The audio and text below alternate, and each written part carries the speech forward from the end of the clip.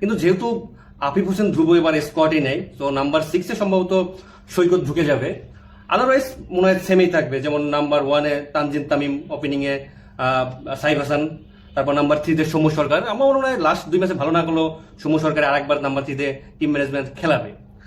Number 4-এ যথারীতি নাজমুল হোসেন শান্ত, number 5-এ তাহিদ হৃদয়, মানে অসাধারণ ফর্ম নিয়ে তিনি খেলছেন নাম্বার 5-এ।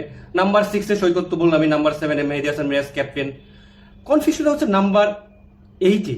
নাম্বার 8-এ কি তানভীর হোসেনকে রাখবেন কিনা? লাস্ট ম্যাচে 2টা উইকেট নিয়েছেন, আমার মনে হয় ওকে রাখার সম্ভাবনা আছে। অথবা রিশাদ হোসেনকে কি খেলাবে? আমার মনে হয় না, 2টা ম্যাচ তানভীরকেই খেলাবে। নাম্বার 8, নাম্বার 9-এ শরীফুল যথারীতি 2টা লাস্ট লিজনাল সিরিজ যে অসাধারণ বোলিং করেছে, আমার মনে হয় শরীফুলের উপরই ভরসা রাখবে টিম ম্যানেজমেন্ট। নাম্বার 10-এ মুস্তাফিজ মাস্ট।